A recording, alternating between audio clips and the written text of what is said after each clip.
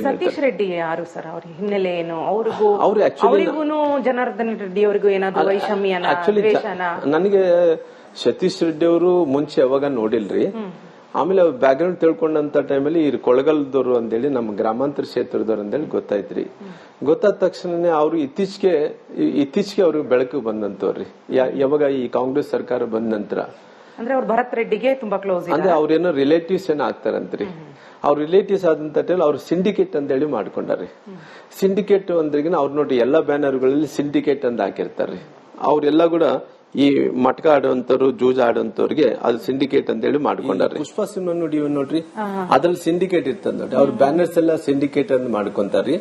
ಈ ಸಿಂಡಿಕೇಟ್ ದಲ್ಲಿ ಅವರು ನಾರಾ ಭರತ್ ರೆಡ್ಡಿ ಇದಾರೆ ನೋಡ್ರಿ. ಈ ಸಿಂಡಿಕೇಟ್ ಅಂತ ಮಾಡ್ಕೊಂಡು ಈ ಸಿಂಡಿಕೇಟ್ ಕೆಳಗಡೆ ಮಟ್ಕ ಆಡಿಸ್ತಾರ್ರಿ. ಈ ಸಿಂಡಿಕೇಟ್ ಒಳಗಡೆ ಇಸ್ಪೇಟಲ್ಲಿ ಆಡಿಸ್ತಾರ್ರಿ. ಈ ಸಿಂಡಿಕೇಟ್ ಕೆಳಗಡೆನೆ ಗಾಂಜಾ ಮಾರಿಸ್ತಾರ್ರಿ. ಈ ಸಿಂಡಿಕೇಟ್ ಒಳಗಡೆ ಎಲ್ಲ ಏನೇನ್ ಮಾಡಬಾರ್ದು ಎಲ್ಲವನ್ನೂ ಮಾಡ್ತಾರ್ರಿ. ಈ ಸಿಂಡಿಕೇಟ್ ಅಮೌಂಟ್ ಬಂದು ಸತೀಶ್ ರೆಡ್ಡಿ ಅವ್ರಿಗೆ ಸೇರ್ಕೊಂತದ್ರಿ. ಅವರು ಸತೀಶ್ ರೆಡ್ಡಿಗೆ ಡೈಲಿ ಮಿನಿಮಮ್ ಅವ್ರದ್ದು 1 ಕೋಟಿ ರೂಪಾಯಿ ಕಲೆಕ್ಷನ್ ಆಗುತ್ತೆ. ಸುಮ್ನೆ ಇಲ್ಲಿಗಲ್ ಆಗಿ 1 ಕೋಟಿ ರೂಪಾಯಿ ಕಲೆಕ್ಷನ್. ಅವ್ರು ಕೂಡ ಎಲ್ಲಿ ಇರ್ತಾರ, ಅಲ್ಲೆಲ್ಲೋ ಇರ್ತಾರಂತ್ರಿ. ಅವ್ರ ಮನೆ ಎದುರುಗಡೆ ಹೋದ್ರೆ ರೀ ಎಲ್ಲ ಈ ಸಿಮೆಂಟ್ ಚೀಲ ಎಲ್ಲ ಕೂಡ ಈ border security India Pakistan border ಇರ್ತದ, ಅಲ್ಲಿ ಸಿಮೆಂಟ್ ಚೀಲಗಳೆಲ್ಲ ಇಟ್ಕೊಂಡು ಗನ್ ಇಟ್ಕೊಂಡಿರ್ತಾರೆ. ಪ್ರೈವೇಟ್ ಗನ್ ಮೇಲೆ ಹಂಗ ಇಟ್ಕೊಂಡಿರ್ತಾರ್ರಿ. ಆತ 3ನೇ ಮಾಡಿ ಮೇಲೆ ಇರ್ತಾರಂತ್ರಿ. ಡೈಲಿ 1 ಕೋಟಿ ರೂಪಾಯಿ ಸಂಪಾದನೆ ಮಾಡ್ತಾರ್ರಿ. ಡೈಲಿ ಅವ್ರ ಇನ್ಕಮ್ ಬಳ್ಳಾರಿ ಎಲ್ಲ ಇಲ್ಲಿಗಲ್ ಆಕ್ಟಿವಿಟೀಸ್ ರೀ. ಇವ್ ಮಟಕ ಎಲ್ಲ ಕೂಡ ರೀ ಓಣಿಯಲ್ಲಿ ಬರೀತಾರ್ರಿ. ಮಟಕ ಅಂದ್ರೆ ಇಸ್ಪೇಟಲ್ಲಿ ಅಲ್ರಿ. ಇಲ್ಲಿ ನೋಡಿ ಇಸ್ಪೇಟಲ್ಲಿ ಎಲ್ಲೆಲ್ಲ ಆಡ್ತಾರ ನೋಡ್ಸ್ಬಿಡ್ತೀನಿ. ನನ್ನ ಹತ್ರ ಇದೆ ಇಸ್ಪೇಟಲ್ಲಿ ರೀ. ಒಂದು ಓಣ್ಯಾಗ ಆಡ್ತಾರೆ. ಇಸ್ಪೇಟಲ್ಲಿ ಹೆಂಗ್ ಆಡ್ತಾರೆ ಸಾಕಷ್ಟು ರೀ. ನೋಡಿ ನಮ್ಮ ಕೋಟೆ ಮಲ್ಲೇಶ್ವರ ಸ್ವಾಮಿ ದೇವಸ್ಥಾನದಲ್ರಿ ಬಹಳ ಪವಿತ್ರವಾದಂತ ದೇವಸ್ಥಾನ ರೀ. ಆ ಕೋಟೆ ಮಲ್ಲೇಶ್ವರ ಸ್ವಾಮಿ ಗುಡಿಯಲ್ಲಿ ನಿನ್ನೆ ನೋಡ್ತಾ ಇದ್ರೆ ಆ ಕೋಟೆ ಮಲ್ಲೇಶ್ವರ ಸ್ವಾಮಿ ದೇವಸ್ಥಾನ ಬಗಲಗಡೆ ದೇವಸ್ಥಾನ ಗೋಪುರದ ಕೆಳಗಡೆನೆ ಇವರು ಇಸ್ಪೇಟಲ್ಲಿ ಆಡಿಸ್ತಾ ಇದಾರೆ. ಅಂದ್ರೆ ಸಾಕಷ್ಟು ಇಸ್ಪೇಟಲ್ಲಿ ಅವ್ರು ಇನ್ಕಮ್ ರೀ ಪರ್ ಡೇ 1 crore ರೀ. ಪೊಲೀಸರು ರೀ ಅಲ್ಲೇ ಅಡ್ಡಾಡ್ತಿರ್ತಾರ್ರಿ. ಅಂದ್ರೆ ಇದೆಲ್ಲವೂ ಸತೀಶ್ ರೆಡ್ಡಿ ಮಾಡೋದು, ಅದು ಭರತ್ ರೆಡ್ಡಿ ಗೊತ್ತಿದೆ. ಹೌದ್ರಿ. ಅವ್ರು ಸಪೋರ್ಟ್ ಇದೆಯಾ ಭರತ್ ರೆಡ್ಡಿ ಅವ್ರಿಗೆ ಪೂರ ರೀ. ಇವರೇ ಎಲ್ಲ ಒನ್ ಡೇ 1 ಇನ್ಕಮ್ 1 crore ರೂಪಾಯಿ ರೀ. ಅವ್ರು ನೋಡಿ ಇಲ್ಲಿಗಲ್ ಸ್ಯಾಂಡ್ ಮಾಡ್ತಾರ್ರಿ. ಇಲ್ಲಿಗಲ್ ಸ್ಯಾಂಡ್ ಇದೆಲ್ಲವೂ ಭರತ್ ರೆಡ್ಡಿ ಅವ್ರ ಮೂಗಿನ ಕೆಳಗೇನೆ ನಡೀತಿದೆ. ಎಲ್ಲ ಅವ್ರು MLA ಸಾಬ್ರೇ ಅವ್ರಿಗೆ ಎಲ್ಲ ಕಂಪ್ಲೀಟ್ ರೀ. ಅಂದ್ರೆ ಇವ್ರು ಸಿಂಡಿಕೇಟ್, ಭರತ್ ರೆಡ್ಡಿ, ಸತೀಶ್ ರೆಡ್ಡಿ ಎಲ್ಲ ಸಿಂಡಿಕೇಟ್ ಬಂದ್ಬಿಡ್ಬೇಕ್ರಿ. ಎಲ್ಲ ಅಮೌಂಟ್ ಡೈಲಿ 1 crore ಇಂದ ಸಿಂಡಿಕೇಟ್ ಬಂದ್ಬಿಡ್ಬೇಕ್ರಿ. ಸಿಂಡಿಕೇಟ್ ಅಂದ್ರೆ ನಾವು ಪುಷ್ಪ ಸಿನಿಮಾ ನೋಡ್ತೀವಿ. ಇವಾಗ ನೋಡ್ಸಿದಲ್ರಿ ಭರತ್ ರೆಡ್ಡಿ ಸಾಬ್ರು ಸಿಂಡಿಕೇಟ್ ಲಾಂಚ್ ಮಾಡ್ತಾ ಇದಾರ. ಅದೆಲ್ಲ ನೋಡ್ಸಿದ್ರೆ ಎಷ್ಟು ವರ್ಷದಿಂದ ನಡೀತಿದೆ? ಮೋಸ್ಟ್ಲಿ ಅವ್ರು MLA ಆದ ನಂತರ ಆಗಿದೆ. ಇವಾಗ 2.5 ವರ್ಷ ಆಯ್ತು ನಾವು MLA ಆಗಿ. ಅವರು 2.5 ವರ್ಷದಿಂದ ನಡೀತಾ. ಮುಂಚೆ ಈ ರೀತಿ ಕಲ್ಚರ್ ಇಲ್ರಿ. ಅವ್ರು ಸತೀಶ್ ರೆಡ್ಡಿ ಅವ್ರು ಕೂಡ 3ನೇ ಮಾಡಿ ಮೇಲೆ ಇರ್ತಾನ್ರಿ. 3ನೇ ಮಾಡಿ ಮೇಲೆ ಇದ್ದಂತ ಟೈಮಲ್ಲಿ ರೀ ಅವ್ರ ಅವ್ರಿಗೆ ಅಭ್ಯಾಸ ಏನಂದ್ರೆ ಸಂಜೆ ಆದ್ರೆ ಸಾಕು ಗುಂಡಾರಿಸ್ತಾನ್ರಿ. ಯಾರನ್ನ ಪಂಚಾಯತಿ ಬಂದ್ರಿಗಿನ ಅವ್ರಿಗೆ ಲ್ಯಾಂಡ್ ಸೆಟ್ಲ್ಮೆಂಟ್ಸ್, ಬಿಲ್ಡಿಂಗ್ ಸೆಟ್ಲ್ಮೆಂಟ್ಸ್. ಅವ್ರು ನಾನು ಇಷ್ಟೊಳಗಡೆ ಕ್ಯಾಸೆಟ್ ಒಂದು ಆಡಿಯೋ ಬಿಡುಗಡೆ ಮಾಡ್ತೀನಿ. ಆಡಿಯೋ ಅಲ್ಲ, ವಿಡಿಯೋ ಬಿಡುಗಡೆ ಮಾಡ್ತೀನಿ. ಅದು ಇನ್ನ ಸಿಕ್ಕಿಲ್ಲ, ನಾನು ಫೈಂಡ್ ಔಟ್ ಮಾಡ್ತಾ ಇದ್ದೀನಿ. ಯಾರೋ ವೈಶ್ಯ ಕಮ್ಯುನಿಟಿ ಅವ್ರದ್ದು ಯಾರ್ದು ಅವ್ರ ಹತ್ರ ಪಂಚಾಯತಿ ಮಾಡಿ ಗಾಳಿಯಲ್ಲಿ ಗುಂಡಾರಿಸಿರಿ. ಅವ್ರ ಬೈ ಬಿದ್ದು ಅವ್ರ ಆಸ್ತಿ ಎಲ್ಲ ಬರೆಸ್ಕೊಂಡು ಬೂಟ್ ನೆಕ್ಕಸ್ತಾರ್ರಿ ಇವ್ರು. ಸತೀಶ್ ರೆಡ್ಡಿ ಬೂಟ್ ನೆಕ್ಕಬೇಕ್ರಿ. ಆ ರೀತಿ ಇತ್ತೀಚೆಗೆ ನಾನು ನೋಡ್ತಾ ಇದ್ದೇನಲ್ರಿ. ಎಷ್ಟು ದೌರ್ಜನ್ಯ ಅಂದ್ರೆಗಿನ ಅದು ಕೇಳಕ್ಕೆ ಸಾಧ್ಯ ಇಲ್ಲ. ಸತೀಶ್ ರೆಡ್ಡಿ ಜೊತೆ ನೇರವಾಗಿ ಭರತ್ ರೆಡ್ಡಿ ಅವರ ಬೆಂಬಲ ಇದೆ ರೀ. ಇವಾಗ ನೋಡ್ರಿ ವಿದ್ಯಾನಗರದಲ್ಲಿ ಒಂದು ಮನೆ ಮಾಡ್ಯಾರ್ರಿ. ಮತ್ತೆ ರಾಯಲ್ ಟೂರಿಸ್ಟ್ ಹೋಮ್ ಬಗಲ್ಗಡೆ ಒಂದು ಮನೆ ಮಾಡ್ಯಾರಿ. ಗಾಂಧಿನಗರದ ಒಂದು ಮನೆ ಮಾಡ್ಯಾರಿ. ಡೈಲಿ ಇಸ್ಪೇಟೆ ಇದು ಈ ಮಟ್ಕ ಬರೀತಾರ ನೋಡ್ರಿ. ಮಟ್ಕದೆಲ್ಲ ಕೂಡ ರೋಡ್ ಮನೇಲಿ ರೊಕ್ಕ ಜೋಡಿಸ್ತಾರ್ರಿ. ಇಷ್ಟಿಷ್ಟು ರಾಶಿ ಜೋಡಿಸ್ತಾರ್ರಿ ಮನೇಲಿ. ಅವ್ರು ಎಷ್ಟು ರೊಕ್ಕ ಜೋಡಿಸ್ತಾರಂದ್ರೆ ಡೈಲಿ ಮಿನಿಮಮ್ ಎಷ್ಟೋ ಕಲೆಕ್ಷನ್ ಮಾಡ್ಕೊಂತಾರಿ. ಆ ಮಟ್ಕ ಬರೋ ನಂಬರ್ ಎಲ್ಲ ಕೂಡ ಯಾವಾಗ ಘೋಷಣೆ ಮಾಡ್ತಾರೆ, ರಾತ್ರಿ ಘೋಷಣೆ ಓಪನ್ ಏನಂತಾರ್ರಿ.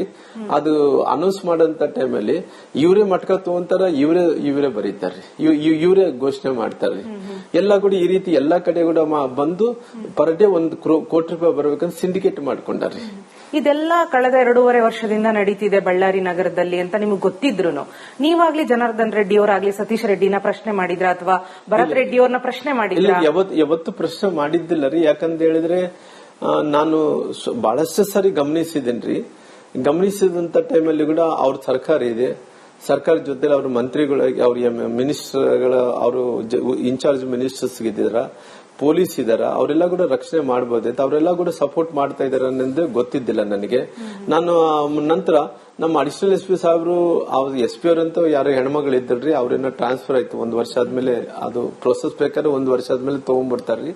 ಆ ಹೆಣ್ಮಗಳು ನಂತರ ಹೊಸ ಎಸ್ ಪಿ ಅವ್ರು ಪವನ್ ನಿಜ್ಜೂರ್ ಅವ್ರು ಬಂದಿದ್ರು. ಅವ್ರು ಕೂಡ ಪಾಪ 24 ತಾಸಲ್ಲಿ ಅವರು ಪಾಪ ಸಸ್ಪೆಂಡ್ ಆದ್ರು.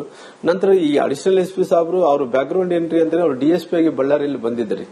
ಬಳ್ಳಾರಿಯಲ್ಲಿ ಡಿಎಸ್ಪಿ ಇದ್ದಂತ ಟೈಮಲ್ಲಿ ಕೂಡ ಅವತ್ತು ಕೂಡ ಸಂದರ್ಭದಲ್ಲಿ ನಮ್ಮ ಹತ್ರ ಸ್ವಲ್ಪ ವಿರೋಧ ಇತ್ರಿ. ವಿರೋಧ ಇದ್ದಂತ ಟೈಮಲ್ಲಿ ಕೂಡ ಅವರು ಡಿಎಸ್ಪಿ ಇದ್ದಂತ ಟೈಮಲ್ಲಿ ಕೂಡ ಸಾಕಷ್ಟು ಹತ್ಯೆಗಳು ನಡೆದವ್ರಿ. ಇಲ್ಲಿ ಬಳ್ಳಾರಿಯಲ್ಲಿ ಕೂಡ ಅವ್ರು ಇದ್ದಂತ ಟೈಮಲ್ಲಿ ಹತ್ಯೆಗಳು ನಡೆದಂತ ವಿಚಾರದಲ್ಲಿ ಕೂಡ ಡಿಎಸ್ಪಿ ಸಾಹೇಬ್ರು ಅಂತ ಅವ್ರ ಹೆಸರು ರವಿಕುಮಾರ್ ಎಎಸ್ಪಿ ಅವರು, ಅಡಿಷನಲ್ ಎಸ್ ಪಿ ಅವರು. ಅವ್ರು ಇದ್ದಂತ ಟೈಮಲ್ಲಿ ಅವತ್ತು ಕೂಡ ಡಿಎಸ್ಪಿ ಇದ್ದಂತ ಟೈಮಲ್ಲಿ ಹತ್ಯೆಗಳು ನಡೆದವ್ರಿ. ಆ ನಡೆದಂತ ಟೈಮಲ್ಲಿ ಅವ್ರನ್ನ ಅಡಿಷನಲ್ ಎಸ್ ಪಿ ಸಾಹೇಬರಾಗಿ ತಗೊಳೋದಕ್ಕಿಂತ ಮುಂಚೆ ಅವ್ರನ್ನ ಅವತ್ತಿನ ಸಂದರ್ಭದಲ್ಲಿ ನಾವೆಲ್ಲ ಕೂಡ ಅವ್ರ ಹತ್ರ ಜಗಳ ಮಾಡ್ಕೊಂಡಿದ್ವಿ, ಅವ್ರ ವಿರುದ್ಧವಾಗಿ ನಾನು ಮಾಡಿದ್ವಿ ಕೆಲಸ ಅನ್ನೋದ ಕಾರಣ ಅವ್ರು ಇಲ್ಲಿ ತಗೊಂಡ ನಂತರ ಕೂಡ ಅವರು ಯಾವತ್ತೂ ಕೂಡ ನೋಡ್ರಿ ಅಲ್ಲಿ ಮಟಕ ನಡೆಸಿರ್ತಾರ, ಮನೆಯಲ್ಲೆಲ್ಲ ಕೂಡ ರೊಕ್ಕ ಜೋಡಿಸ್ತಾರ, ರಾಶಿ ಜೋಡಿಸ್ತಾರ್ರಿ. ಯಾವತ್ತು ಕೂಡ ಅಬ್ಜೆಕ್ಷನ್ ಮಾಡಿದ್ದಂತೂ ಏನಿಲ್ಲ ರೀ. ಎಲ್ಲ ಕೂಡ ಪೊಲೀಸರೆಲ್ಲ ಕೂಡ ಅವ್ರ ಮನೆ ಸುತ್ತ ಅಡ್ಡಾಡ್ತಿರ್ತಾರ್ರಿ. ಇದೆಲ್ಲ ಕಳೆದ 2.5 ವರ್ಷದಿಂದ ನಡೀತಿದೆ ಬಳ್ಳಾರಿ ನಗರದಲ್ಲಿ ಅಂತ ನಿಮಗೆ ಗೊತ್ತಿದ್ರು ನೀವಾಗ್ಲಿ ಜನಾರ್ದನ್ ರೆಡ್ಡಿ ಅವರಾಗ್ಲಿ ಸತೀಶ್ ರೆಡ್ಡಿನ ಪ್ರಶ್ನೆ ಮಾಡಿದ್ರ ಅಥವಾ ಭರತ್ ರೆಡ್ಡಿ ಅವ್ರನ್ನ ಪ್ರಶ್ನೆ ಮಾಡಿದ್ರ? ಯಾವತ್ತು ಪ್ರಶ್ನೆ ಮಾಡಿದ್ದಿಲ್ಲ ರೀ. ಯಾಕಂತ ಹೇಳಿದ್ರೆ ನಾನು ಬಹಳಷ್ಟು ಸಾರಿ ಗಮನಿಸಿದೇನ್ರಿ.